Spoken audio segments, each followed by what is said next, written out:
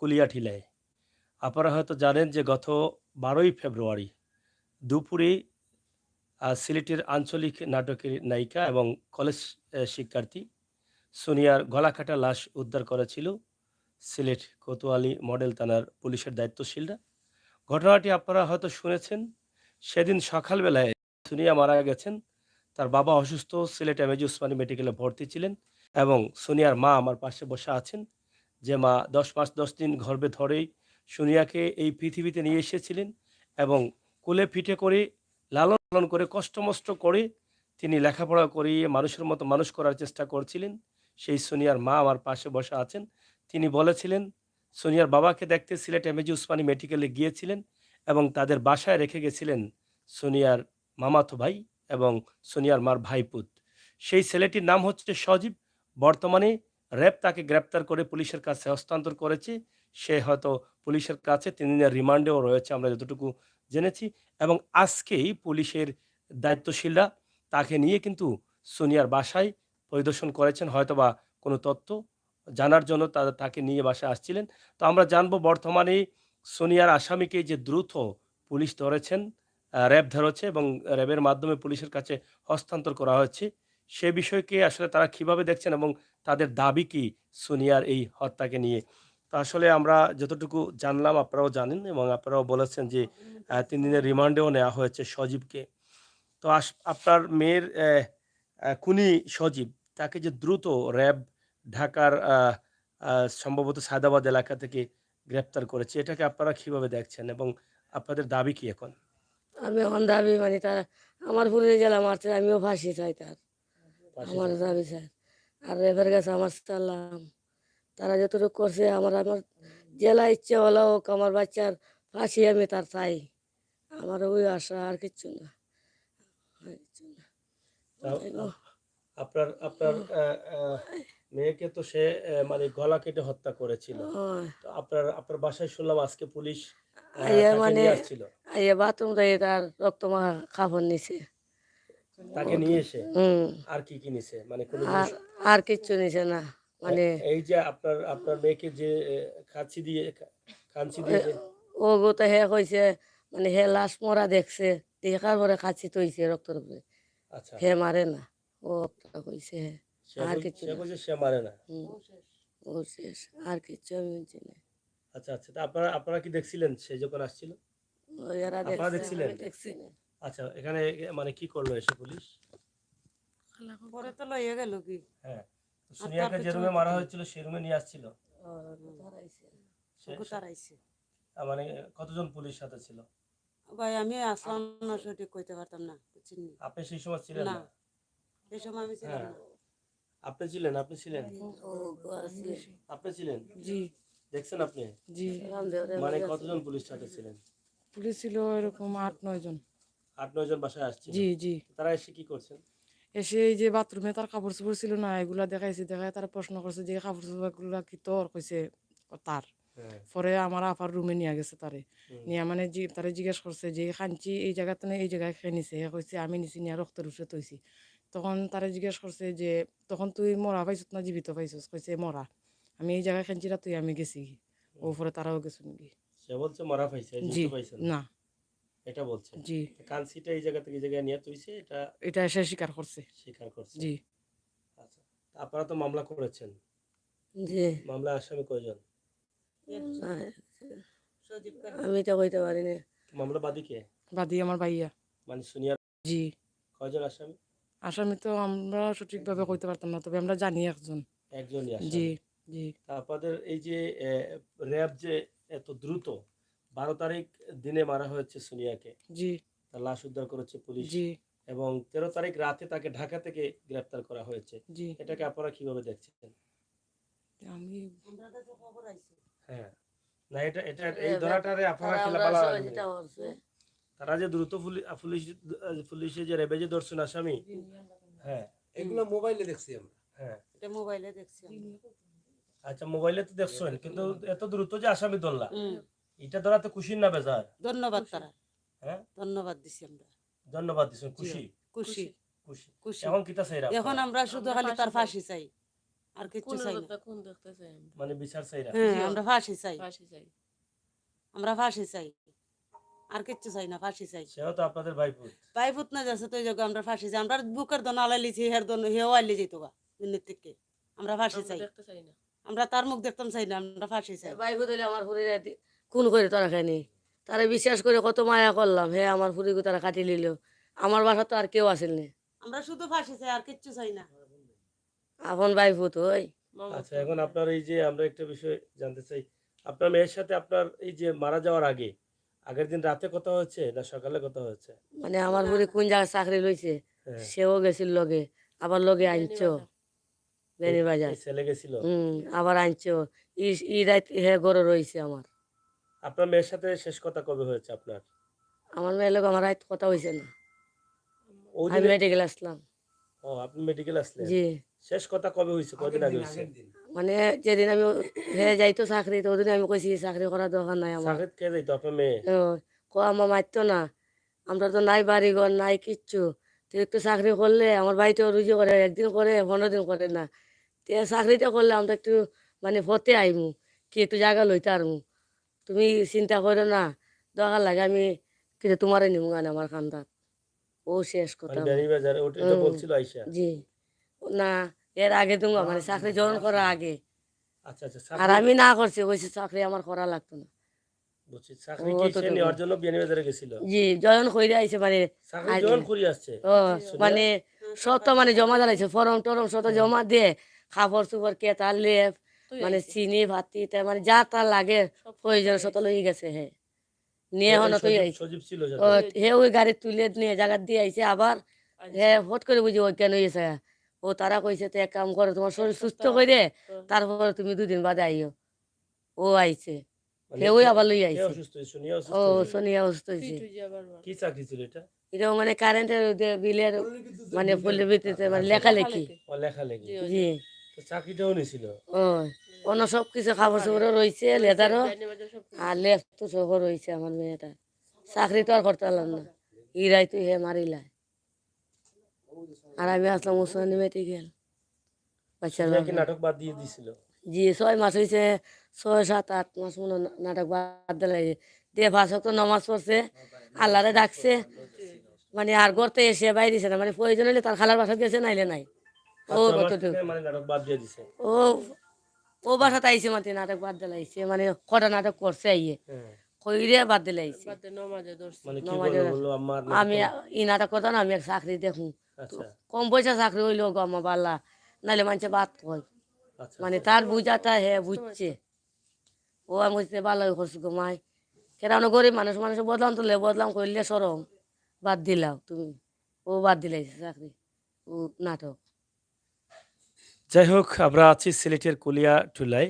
আপনারা হয়তো জানেন যে সোনিয়া নামের মেয়েটিকে নির্মমভাবে হত্যা করা হয়েছে এবং সেই হত্যাকারী যাকে আসামি করা হয়েছে এবং যেই বাসাতে ছিল পালিয়ে গেছে সেই সজীবকে গ্রেপ্তার করেছে র্যাব এবং পুলিশের কাছে হস্তান্তর করা হয়েছে এবং আদালতের মধ্য দিয়ে তার 3 দিনের রিমান্ডও ডাকা হয়েছে, যেটা আমরা তাদের কাছ থেকে জানলাম। তো প্রিয় দর্শক, আসলে দেখেন, একটি মেয়ে সে সৎ এবং সুন্দরভাবে বাঁচার জন্য একটি চাকরিও নিয়েছিল। এটা হয়তো আমরা আগে জানিনি, এখন কিন্তু আমরা জেনে আমাদের আরো কষ্ট লাগলো। এবং সে না তদন্ত করতে পারবা হ্যাঁ, মানে আমার ফুরি যেখানে চাকরি লইছে তদন্ত করা যাবে আবার ফুরি যার লোক চাকরি মারছে মোবাইলও আছে মানে মাত কথা এখন যে চাকরি ছিল কত টাকা বেতন ছিল এটা কইতে এটা পারলাম বলে নাই? জি না 15,000। আমি কি কইতে পারলাম সে না ওই জায়গায় তাইকে চাকরি করতে মানে জয়েন করছে খালি গিয়ে মানে ইদিন ওই মানে তার কাপড় চোপড় যা আছে সব সব নিছিল। আছে পরে হয়তো 2 দিন পরে আবার যাইতো। যাইতো মানে মানে সুস্থ মানে কইরে তারপর বালা হইয়া মানে তা হে যাইবো আচ্ছা আচ্ছা। ও 2 দিনে লাই আইছে জয়েন কইরে মানে শত ফরটন ইয়ার আগে দিলাইছে জমা হ্যাঁ, দিয়ে মানে ইদিন গিয়ে শনিবারে গিয়ে জমা দিয়ে আবার ও রাত্রে আবার আইছে আচ্ছা। তো সজীব তো হত্যা করেছে, আপনারা বলেছেন যে টাকার জন্য, মানে টাকা ছিল ঘরে। টেকা তো ধরিলাম আমার মানে উপার্জনে মানে তুরা টেকা আর আমার পুরে মানে 2 জোড়া কানের তা শোনা ও ধরিলাম মানে 2 আনা কম মানে এক ভরি স্বর্ণ আমার স্বর্ণ, জি হ্যাঁ। কেরা আমার তো অতটা নাই আমি অতটা কই মুখিলা অতটা খর তো আমার দেওয়া নাই ও ধরিলাও সোনা লাগাই ধরিলাও 5 লাখের মতো ও সব প্রায় অতটুকু 5 লাখের মতো জি ছিল। ও অতটুকুই আর মানে এটা হইতো জায়গা না নেওয়ার জন্য। জায়গা নেওয়ার জন্য আর আপনার কিছু কষ্ট না। দেখে হয়তো মেয়েটা খুব কষ্ট পাইতো। আপনি যে কাজ ও করতেন ও বা তো কইছে আম্মা তুমি আর হোটেলে কাম করা লাগতো না একটু আপনি জায়গা লইলে হোটেলে কাজ জি করতেন। আমি মানে এই সময় এই দিন কাম করছি ফাংশিত ও আমি বাসাতে আইছি দৌড়ে পাঁচশীত কাজ জি করছিলেন। 5 মানে বাই তো কাম পাঁচশীত যে করছি মানে রান্না বান্নার কাজ না না? মানে মশলা মশলার মাছ কাজ। কাটা খুব উঠি কষ্টর কাজ। হুম ও কাটাকুটি করি দোয়া পাখলা ওটা করা লাগে শাক সবজি ও তা কাম করে তো মেয়েটা কইলো কি জায়গা লইলে বাসা ভাড়া আর দেওয়া লাগতো না আমরা যে সব একটা উড়া বাহিনী তাকে যে মনে তার বাবা তো অসুস্থ না? ও সোনিয়ার বাবা আপনার ও স্বামী? তাইলে শ্বাসকষ্ট আবার ডায়াবেটিস মানে শক্তির কোনো কাম করতে পারে না পরিবার আপনি কষ্ট করে কষ্ট চালাইতেন। করি আর আমার ভয় কিছু অভিযান করে ও আমরা আপনার চলি ছেলে কি করে? আমার ভয় টাক চালায় ট্রাক গাড়ি চালায়। জি সে কি মামলার বাদী? ও নাম কি আপনার ছেলে? পারবেশ আপনার তো এক ছেলে এক মেয়ে। জি এক ছেলে এক মেয়ে আসলে গরিব, অসহায়, দারিদ্র পরিবার আমরা সেটাই কিন্তু আপনাদেরকে জানানোর চেষ্টা করছি। আমরা আপনাদেরকে জানানোর চেষ্টা করছি। আশা করছি আপনারা যারা আছেন আমাদের সাথে থাকেন এবং আমাদের এই ভিডিওটি সরাসরি আপনারা উপভোগ করেন। প্রিয় দর্শক, নগরীর এই যে ঘটনাটি ঘটেছে সেটা দেখে অনেকেই অবাক হয়ে গেছেন। যাকে আপন ভেবে বুকে ঠাঁই দিয়েছিলেন এবং নিজের ভাইয়ের ছেলে হিসেবে ঘরে থাকতে দিয়েছিলেন এবং নিজের ভাইয়ের মতো মনে করে সুনিয়াও তাকে নিয়ে গিয়েছিলেন সেই বিয়ানীবাজারে চাকরির উদ্দেশ্যে এবং সেই দিনই তার আগের দিন কিন্তু সুনিয়া সেখানে তার থাকার জন্য কাপড়-চোপড় যা ছিল কাঁথা বালিশ সহ সব ওই জায়গায় রেখে এসেছেন এবং চাকরিতে জয়েন করবেন ২ দিন পরে। সেটাও বলে এসেছেন। কিন্তু চাকরিতে আর জয়েন করা হলো না। যেতে হয়েছে না ফেরার দেশে যেখান থেকে আর কখনো ফিরে আসবেন না। সুনিয়ার পরিবার একটি অসহায় পরিবার হিসেবে আমরা ধরে নিতে পারি একদম খেটে খাওয়া দিনমজুর। মা কাজ করেন হোটেলে সেটা তো আপনারা দেখেই বুঝতে পারছেন। কিন্তু সুনিয়া লেখাপড়া করেছে, কলেজে লেখাপড়ায় আছে, রানিং অবস্থায় সে চাকরি নিয়েছে। হয়তোবা তার মায়ের কষ্টটা দেখে তার কষ্ট লাগছে। একটি বিষয় আমরা প্রথম থেকেই শুনছি যদিও সোনিয়া সিলেটের জনপ্রিয় অভিনেতাদের সাথে কয়েকটি নাটক করেছে, কিন্তু পরবর্তীতে সে যখন বুঝেছে এটা তার কাছে খারাপ লেগেছে, তখনই সে ছেড়ে দিয়েছে। এটা তার মা বা পরিবার বা আশপাশের অনেকেই বলছেন। সেটা ছেড়ে দিয়ে সে কিন্তু নামাজও পড়তো এবং চাকরিও নিয়েছে এবং সে তার মাকে বলেছিল, "মা সৎভাবে উপার্জন করি, মানুষ যাতে খারাপ না বলে সেই জন্য চাকরি নেই, টাকা কম থাকুক তাতেও ভালো।" তো প্রিয় দর্শক, সেই মেয়েটি সুন্দর একটি স্বপ্ন দেখেছিল। স্বপ্ন দেখেছিল তার পরিবারের উজ্জ্বলতা নিয়ে আসবে, তার পরিবারের অবনটন দূর করে সে হয়তো তার পরিবারকে সচ্ছল করবে। কিন্তু সেটা আর তার হলো না। চলে যেতে হয়েছে না ফেরার দেশে। কখনো সুনিয়া হয়তো ভাবতো না তাকে এভাবেই মরতে হবে। যে ভাইটিকে সাথে নিয়ে সে চাকরিতে জয়েন করবে সেখানে গিয়েছিল। যে ভাইটিকে আপন ভাইয়ের মতো মনে করে ঘরে থাকতে দিয়েছিল, যে ছেলেটিকে ছেলের মতো মনে করে সোনিয়ার মা তাকে জায়গা দিয়েছিলেন, ভাইপুতকে আজ কি করলো? আপনি দেখেন এই সমাজে আপনি কাকে আপন ভাববেন আর কাকে আপনি মুখে জায়গা দিবেন? এটা কি ভুল ছিল সোনিয়ার মায়ের? এটা কি ভুল ছিল সোনিয়ার? যা ভুলের মাসুল আজ দিতে হচ্ছে, যার ভুলের মাসুলে আজ সোনিয়া চলে গেছে না ফেরার দেশে। সোনিয়া কি আর কখনো এসে বলতে পারবে যে, "তোকে আমি ভাই ভেবেছিলাম, তোকে আপন ভেবেছিলাম, তুই আমার এই ক্ষতিটা করলে, আমাকে হত্যা করলে"? এটা সোনিয়া হয়তো বলতে পারবে না। যদি কোনোভাবে কোনো আঘাতপ্রাপ্ত হয়ে বেঁচে থাকতো, তাহলে হয়তো সেই কথাগুলি বলতো। তো প্রিয় দর্শক, আমরা সবাই দোয়া করব আল্লাহ তাআলা যেন সেই মেয়েটিকে জান্নাত নসিব করেন এবং তার পরিবার, তার মাকে ধৈর্য ধরার তৌফিক দান করেন। কারণ মায়ের একমাত্র মেয়ে ছিল সুনিয়া এবং একটি ছেলে আছে যা ট্রাক চালক। তো অভাব অনটনের সংসার চলছিল কোনোভাবে, সবাই মিলে তারা ভাবছিলেন কষ্ট-মষ্ট করে হলেও তারা যেন কোনোভাবে তাদের পরিবারের সচ্ছলতা ফিরিয়ে নিয়ে আসতে পারেন। তো আমরা এতক্ষণ জানলাম, বুঝলাম, শুনলাম সোনিয়ার হত্যার একটি মামলা হয়েছে। তার ভাই বাদী হয়েছেন এবং একজনকেই আসামি করা হয়েছে। সেই একজনকে র‍্যাব গ্রেপ্তার করেছেন। পরিবারের পক্ষ থেকে র‍্যাবকে ধন্যবাদ জানানো হচ্ছে এবং তাদের কাছে কৃতজ্ঞতা প্রকাশ করা হচ্ছে। কারণ আপনারাও দেখেন যে পুলিশ চাইলে বা র‍্যাব চাইলে কি না করতে পারে। একদিনের ভিতরে যেই ছেলেটি এখানে সোনিয়াকে হত্যা করে পালিয়ে গেছে বাংলার রাজধানী ঢাকাতে, সেখানেও তারা যেভাবেই হোক তথ্য প্রযুক্তির ব্যবহার করে যেভাবে হোক তারা সন্ধান বের করে র‍্যাব সেখান থেকে তাকে গ্রেপ্তার করে নিয়ে এসেছেন সিলেটে। সিলেটে এনেই তারা প্রেস কনফারেন্সের মধ্য দিয়ে তাকে হস্তান্তর করেছেন সিলেটের পুলিশের কাছে, এই থানার দায়িত্বশীলদের কাছে। তো প্রিয় দর্শক, সিলেটের ম্যাগাজিন টিভি থেকে আমরা আপনাদেরকে সরাসরি উপস্থাপন করছি।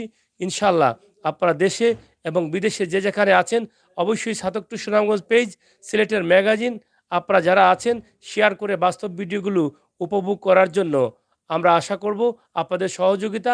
আপনারা সাবস্ক্রাইব করবেন, লাইক ফলো করে আমাদেরকে সহযোগিতা করবেন। আপনার কি হয় শুনিয়া? আমার জেঠানির মেয়ে। জেঠালির মেয়ে। হ্যাঁ। এখন আপনাদের যে এই যে সুনিয়া আসামিকে গ্রেপ্তার করেছে এবং আজকে তো বাসায়ও নিয়ে আসছিল, হ্যাঁ, আজকে বাসায় আপনারা কি নিয়ে আসবে। জানতেন বাসায় নিয়ে আসবে? হ্যাঁ, আজকে বাসায় নিয়ে আসবে, কালকে বলছে। কালকে বলছিল। হ্যাঁ। এখন আজকে বাসায় নিয়ে আইসা কি কি করলো? বাসায় নিয়ে আসে বাথরুমে দেখছে তার প্যান্ট শার্ট দেখাইছে, কইছে এইগুলা কার? হ্যাঁ। কইছে এইগুলা প্যান্ট শার্ট আমার। হুম। পরে ওই যেই রুমে হত্যা করছে ওই রুমে নিয়ে গেছে, কইছে এই চাকু এই কেঞ্চিটা কে আইনে থুইছে রক্তের উপরে? এই কইছে আমি আইনে থুইছি। হুম। এরপরে পুলিশে নিয়ে চলে গেছে। নিয়ে চলে গেছে। হ্যাঁ, তাকে কি নিরাপত্তা দিয়ে নিয়ে আসছে না? হ্যাঁ, হেলমেট টেলমেট হ্যাঁ। লাগাইছিল? হেলমেট আছিল, লাইফ জ্যাকেট লাগাই নিয়ে আসলো গায়ে। Life jacket. হ্যাঁ। আচ্ছা আচ্ছা। এখন আপনারা কি চান? আমরা ফাঁসি চাই তার। পুলিশ যে তাকে নিয়ে আসলো, র্যাব যে তাকে গ্রেপ্তার করলো, এটাতে কি আপনারা খুশি না বেজার? খুশি আইনের প্রতি কি শ্রদ্ধা আছে? আছে, ধন্যবাদ জানাইছি তার আমি। ধন্যবাদ জানাইছেন। জি, মানে শ্রদ্ধা আছে, আপনারা জি, বিচার জি, পাবেন। জি। বিচার পাবেন।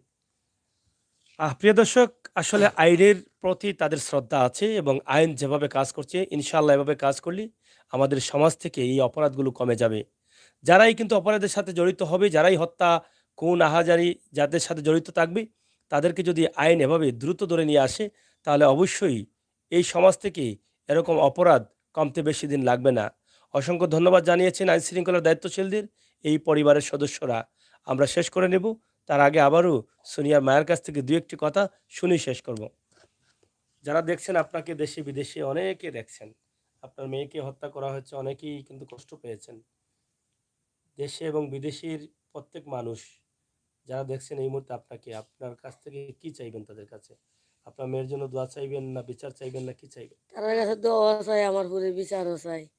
আমার পুরে জেলা মারছে তারে ওলা মারো, ফাঁসি যাই ওটা। ফাঁসি দিয়ক তারে। আপনি কি ভাবছিলেন আপনার মেয়ে চাকরি নিলে হয়তো বা আপনার পরিবারটা কিছুটা হলেও ঘুরে দাঁড়াবে, কষ্ট দূর হবে, ঠিক আছে, এরকম আমার স্বপ্ন মেয়ে দেখতেন? আমারও কইছে চাকরি লইলে আম্মা তোমার কষ্ট করা লাগতো না, আর কামও করা লাগতো না।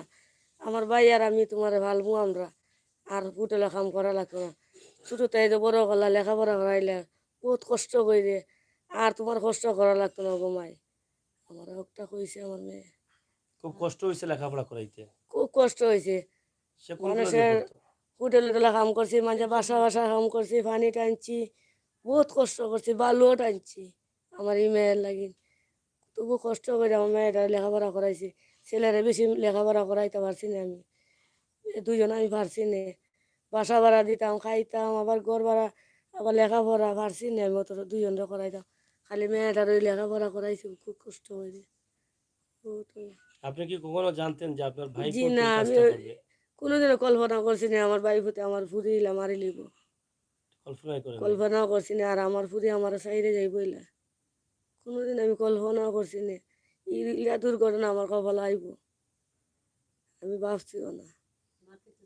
এখন তো আপনার আপনার মেয়ে মারা গেছে, আপনার মেয়ে তো আর ফিরে আসবে না, আপনার ফিরে ভাই তো যদি আসবো না, ঠিক আছে, হুম। এরপর তো সারা জীবন আমি বলতে পারতো না। আমি তো মা, আমার সারা জীবনে খান্দা থাকবো, মেয়ে তো আর আমার বুক আর থাকতো না। সারা জীবনে আমি খানবো আমার মেয়েটার লাগিন, এই মেয়ে তো আর আমি পাইতাম না, এটাও ঠিক। আমি তার ফাঁসি চাই, আর কিচ্ছু আমি চাই না, আর কিচ্ছু চাই না। এই পৃথিবীর সবচাইতে কষ্টের জিনিস হচ্ছে মায়ের কাছে সন্তানের লাশ। বাসা বাড়িতে কাজ করে মানুষের ঝিয়ের কাজ করি, বালি টেনেছেন, ইট বয়েছেন, অনেক কিছু করেছেন রাস্তাঘাটে। মেয়েটাকে কষ্ট করে লেখাপড়া করিয়েছিলেন, হয়তো মেয়েটার সুন্দর জীবন হবে, আর হয়তো তাদের জীবনের শেষ বয়সে হয়তো মেয়েটা তাদেরকে সহযোগিতা করবে।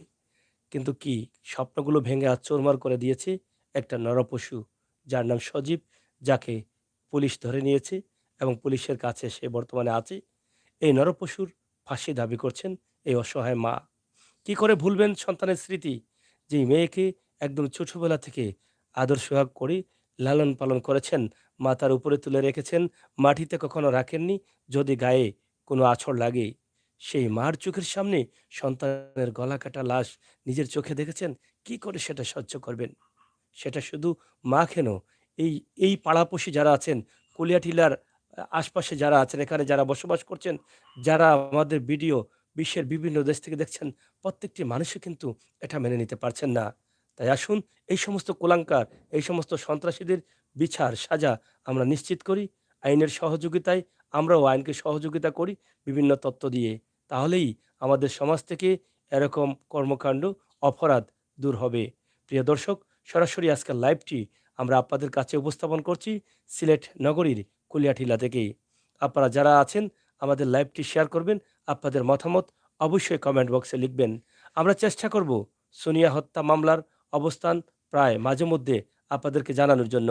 প্রবাসের বিভিন্ন দেশে বসে আপনারা এই ঘটনাগুলো যখন দেখেন তখন আপনারা অনেক কষ্ট পান যে বাংলাদেশের মাটিতে, আমাদের জন্মভূমিতে, পবিত্র মাটি সিলেটে, দুটি পাতার একটি কুড়ি শাহজালালের পূর্ণভূমি, সেই পূর্ণভূমিতে এরকম ঘটনা আমরা কেউ সহজে মেনে নিতে পারি না।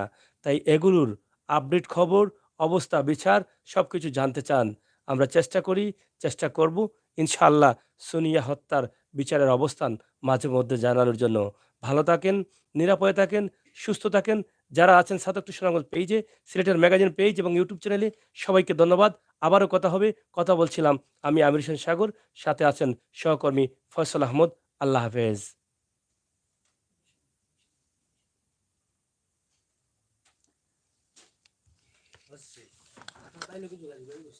না না আমরা করতাম না